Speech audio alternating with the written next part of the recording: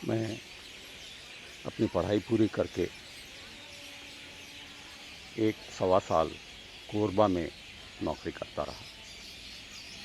कोरबा तब मध्य प्रदेश का एक छोटा सा कस्बा था। भारत एल्यूमिनियम कंपनी एक सरकारी कंपनी थी। उसके अंदर एक शीट रोलिंग शॉप नई बन रही थी और BHEL वो काम कर रहा था। तो BHEL के लिए मैं एक कॉन्ट्रैक्ट पर एक इंजीनियर था और एल्यूमिनियम शॉप के निर्माण में लगा हुआ था। कोई ना कोई बहाना लगा के मैं कोरबा से भागलपुर अपने शहर जाने का जुगाड़ ढूंढता रहता था और चला भी जाता था।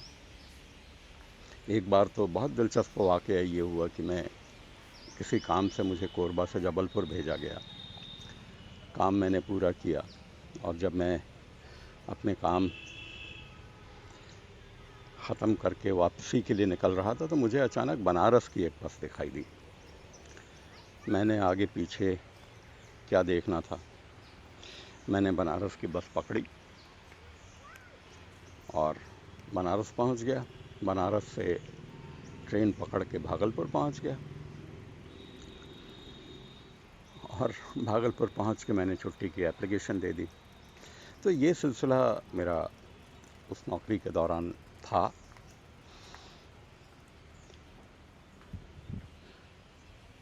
उसे जब ये पता चला कि मैं भागलपुर आया था और बगैर उससे मिले चला गया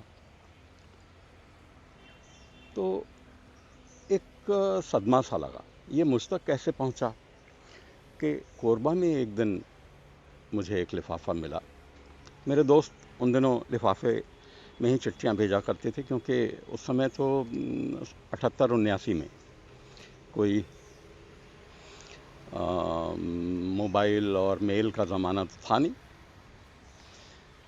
उस चिट्ठी में छोटी सी चिट्ठी,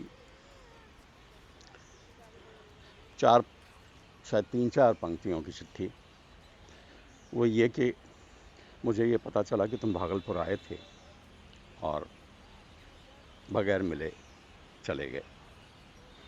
खैर, मेरा कोई अधिकार, उसका जिस्ट मैं बता रहा हूँ, मेरा अधिकार तो ये नहीं है कि भागलपुर आओ तो मिलो ही, ये मैं दावा करूं, लेकिन मुझे बहुत बुरा लगा।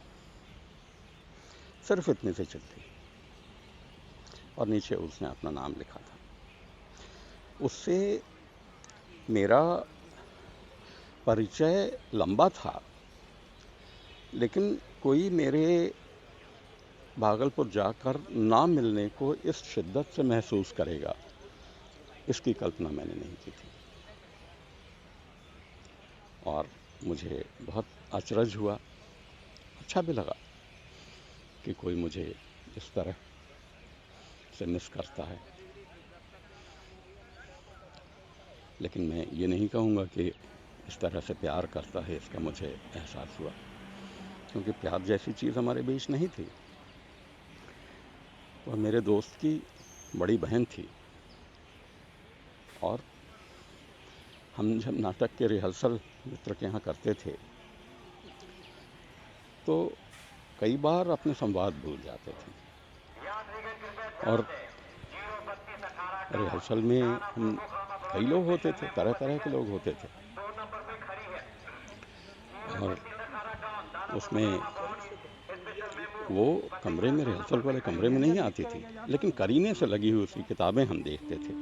मालूम था कि हमारे दोस्त की बहन की लाइब्रेरी है, अच्छी से अच्छी किताबें अच्छे तरीके से रखी हुई, बहुत जिल्द लगी हुई, साफ़ सुथरी, सब पे नाम लिखा हुआ, ख़रीद की तारीख़ लिखी हुई। तो कई बार मैं किताबें लेके जाता भी था पढ़ने के लिए। ऐसा नहीं है कि मैंने देखा नहीं था, लेकिन मेल मुलाकात हमारी उससे ज़्यादा नहीं थी कि मेरे दोस्त की बहन। तो जब हम अपना रिहर्सल करते हुए संवाद भूल जाते थे तो खिड़की के पीछे से वो हमें भूले हुए संवाद बताती थी। उसको पूरा संवाद रटा हुआ था। तो ये एक तरह की अदृश्य आवाज़, अदृश्य उपस्थिति और सघन उपस्थिति, भूले हुए को हाथ पकड़ के सही रास्ते पे ले आना, कोई बगैर कहे कर रहा है। वो हमारे रिहर्सल का हिस्सा नहीं थी, लेकिन ऐसा करती थी। तो उसका ये कहना कि तुम आए और बगैर मिले चले गए, आइंदे से ऐसा नहीं करना, ये मेरे मन पे गड़ गया। और मैं उसके बाद मैंने ये बिल्कुल ध्यान रखा कि मैं जब भागलपुर जाऊं तो उससे बगैर मिले ना आऊं।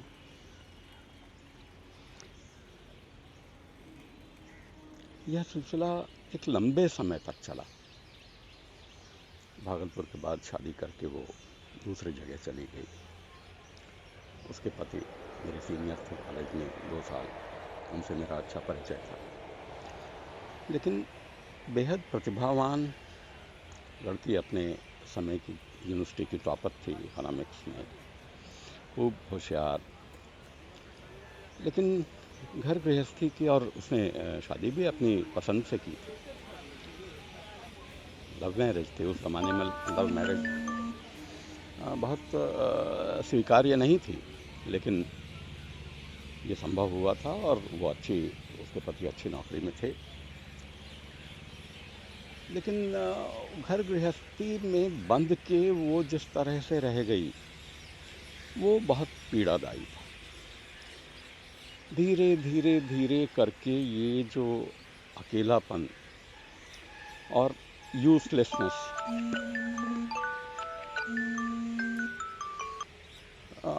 उसे अंदर ही अंदर खाता गया।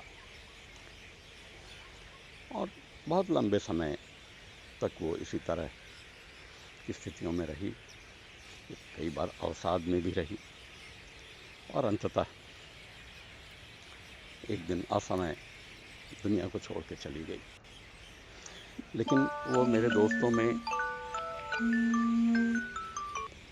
अकेली ऐसी दोस्त थी जिसने अपने जीवित रहते कभी भी मेरे जन्मदिन पर मुझे बधाई देना छोड़ा नहीं, कभी भी नहीं। उसके ना रहने पे पहली बार जब जन्मदिन पर किसी ने उसकी बधाई नहीं आई, तब मुझे बहुत शिद्दत से उसके ना रहने का एहसास हुआ। मुझे भी लगा कि मेरा जन्मदिन आया और तुमने बधाई नहीं दी। मेरा कोई अधिकार तो नहीं कि मैं ऐसा कहूँ कि तुमने बधाई क्यों नहीं दी, लेकिन मैंने मिस किया और मुझे बुरा लगा। मुझे लगा कि इस तरह की चिट्ठी जैसे उसने मुझे भेजी थी उस समय, मैं भी उसके पास भेजूं। पहुँचे ना पहुँचे, मेरी दुआएं और मेरी भावनाएं उस तक ज़रूर पहुँच जाएंगी। जहाँ भी रहो, अच्छी रहो दोस्त।